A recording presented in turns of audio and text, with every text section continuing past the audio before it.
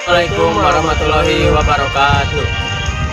Kami dari kelompok 3 Universitas Al-Ghifari akan mempresentasikan hasil kerja kelompok kami mengenai pendidikan agama Islam yang berjudulkan wawasan Al-Quran. Perkenalkan, nama saya Andri Hadiansyah. Perkenalkan, nama saya Firman. Materi yang pertama adalah materi mengenai pengertian Al-Quran. Definisi Al-Quran itu berasal dari kata qoro'a yaqra'u qira'atan wa qur'anan. Qoro'a berarti menghimpun dan menyatukan. Jadi menurut bahasa, Al-Quran adalah himpunan huruf-huruf dan kata yang disatukan menjadi ayat, dan ayat-ayat disatukan menjadi surat, lalu surat-surat disatukan menjadi sebuah mushaf Al-Quran. Secara terminologi, Al-Quran berasal dari kalamullah, yaitu perkataan Tuhan yang disampaikan kepada Nabi Muhammad SAW melalui malaikat Jibril. Al-Quran adalah kitab suci terakhir yang diwahyukan kepada Nabi Muhammad SAW melalui malaikat Jibril untuk menyempurnakan kitab-kitab lainnya. Yang kedua adalah mengenai sejarah penulisan Al-Quran. Sejarah penulisan Al-Quran terbagi menjadi 3 masa. Masa yang pertama adalah masa di zaman Nabi Muhammad SAW. Pada masa ini, media yang dibutuhkan untuk menulis Al-Quran sangat terbatas. Jadi Nabi Muhammad SAW memerintahkan para sahabat untuk menuliskan ayat-ayat Al-Quran itu pada pelepah kurma, kulit kayu, kulit hewan, dan batang-batang pohon. Dan di masa yang kedua adalah di masa Abu Bakar As-Siddiq. Latar belakang pengumpulan Al-Quran di masa ini adalah disebabkan syahidnya 50 qori di perang Yamamah. Itulah yang menyebabkan Abu Bakar As-Siddiq menindaklanjuti keputusan untuk musyawarah dengan memerintahkan Zaid bin Sabit untuk menghimpun atau menulis Al-Quran dalam satu mushaf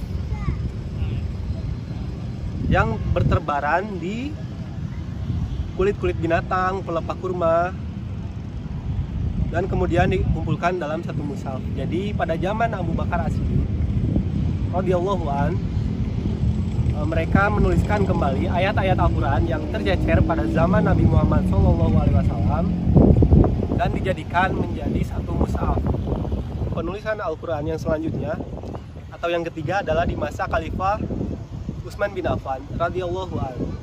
Pada masa ini dilatar belakangi oleh adanya perbedaan cara membaca atau yang biasa disebut qiraat di berbagai daerah di Jazirah Arab.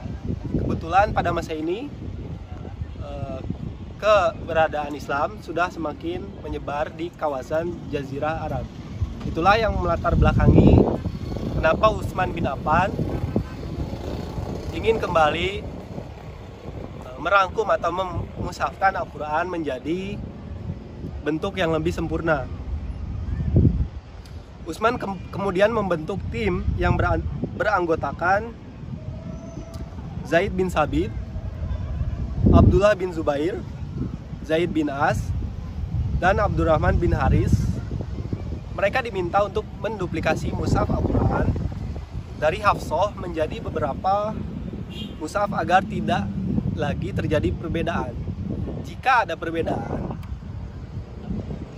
Khalifah Utsman berkata, jika ada perbedaan sebaiknya ditulis dalam dialek Quraisy karena Al-Quran diturunkan dalam bahasa mereka. Terima kasih. Assalamualaikum warahmatullahi wabarakatuh. Perkenalkan, nama saya Nenda. Saya akan menjelaskan fungsi dan peranan Al-Quran dan ilmu-ilmu Al-Quran.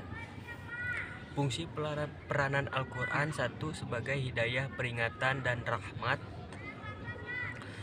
Fungsi Al-Quran sebagai hidayah itu dilepaskan di antaranya dan kebahagiaan di dunia dan akhirat.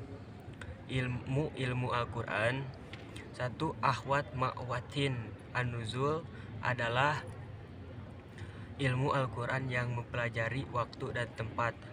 turunnya ayat-ayat Al-Quran.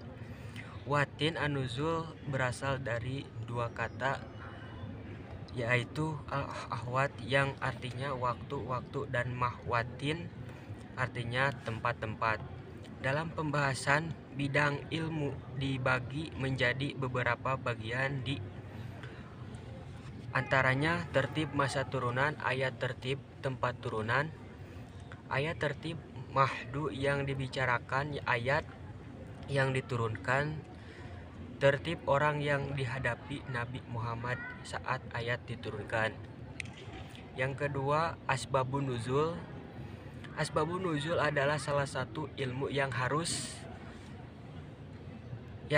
dipelajari bagi seseorang yang ingin menafsirkan Al-Quran. Pembahasan terhadap merupakan sebuah kemestian agar tidak terjadi kesalahan dalam menafsirkan ayat-ayat Al-Quran. Assalamualaikum warahmatullahi wabarakatuh. Terima kasih. Selanjutnya ada Al-Quran dan kandungannya. Al-Quran adalah kitab suci agama Islam yang dianggap sebagai wahyu Allah yang disampaikan kepada Nabi Muhammad SAW. Al-Quran berisi beberapa jenis kandungan. Yang pertama ada akidah, yaitu kepercayaan.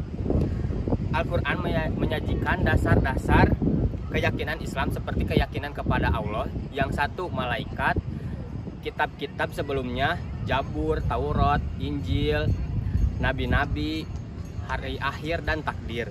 Ada juga kedua, hukum dan etika. Al-Quran berisi hukum dan pedoman etika bagi umat Islam. Ini mencakup aturan mengenai ibadah, moral, muamalah, dan lain-lain. Ketiga, pengertian moral. Al-Quran memberikan panduan tentang perilaku yang dianggap baik dan buruk, serta mengajarkan pentingnya keadilan, kejujuran, belas kasih, dan pengampunan. Dan ada keistimewaan Al-Quran. Al-Quran memiliki banyak keistimewaan dan pengakuan dalam Islam sehingga membuatnya unik dan sangat dihargai oleh umat muslim. Beberapa jenis keistimewaan Al-Quran, yang pertama ada firman Allah. Al-Quran dianggap sebagai firman atau wahyu langsung dari Allah kepada Nabi Muhammad SAW, sehingga menjadikannya panduan ini yang tidak terlalu dipengaruhi oleh manusia. 2. Tidak berubah. Al-Quran tidak mengalami perubahan atau revisi sejak diturunkan. Ini menjadikannya menjadi satu-satunya kitab suci yang dianggap dalam bentuk aslinya sejak ratusan tahun. 3. Sumber ketentuan hukum Islam. Al-Quran adalah salah satu utama hukum Islam. Bersama dengan hadis, hukum-hukum yang dinyatakan dalam Al-Quran disebut hukum Allah. Al-Quran adalah landasan utama bagi umat Islam dalam beribadah, memahami agama, dan menjalani kehidupan sehari-hari.